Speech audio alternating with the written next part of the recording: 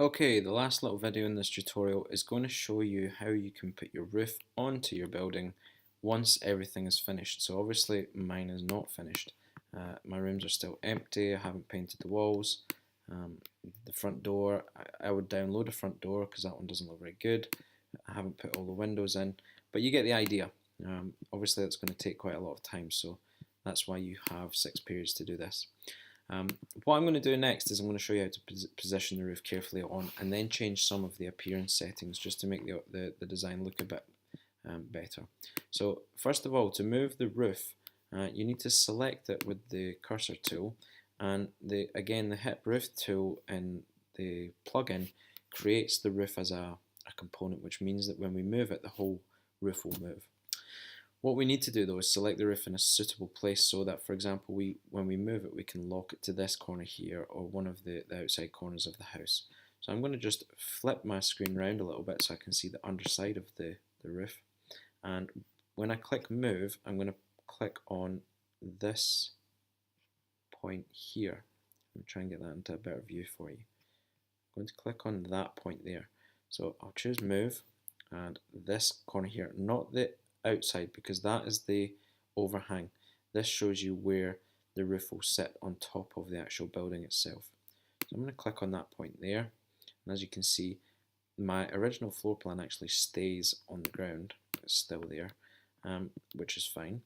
And then I'm going to move it around and just snap it onto that point there. Once you've done that, you can use select and click somewhere else on the design to get rid of the blue lines. And as you can see, that roof is now aligned perfectly all the way around the outside of the house. A couple of things to note. Where you've got internal walls, you will see lines. These are called edges. If you want to remove those, go to View, Edge Style, and untick edges. You can still slightly see them, but it's certainly better than it was before. And once you start applying bricks or colours to the walls or tiles to the ceiling or the roof, it will start to disguise those lines as well.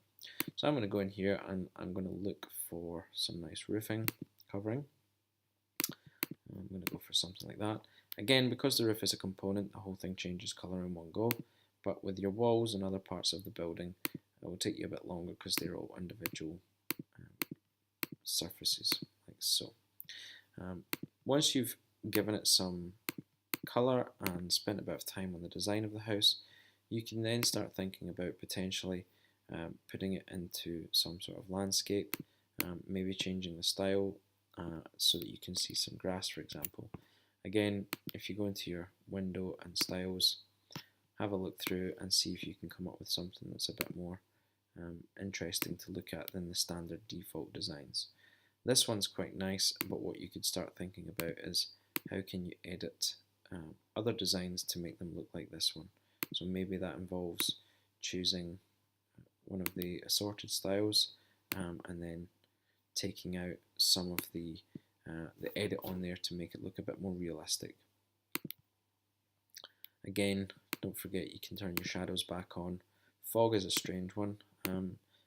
Fog doesn't work with that style, but fog is a bit of a weird addition, so I would avoid using fog. If you have extra time left, you can start adding trees from the 3D warehouse, maybe do a bit of landscaping in the garden, and obviously also don't forget something that I haven't done yet is my outdoor decking space for the barbecues and social gatherings. But I think you'll agree, quite quickly you can get something that looks like a fairly professional piece of work.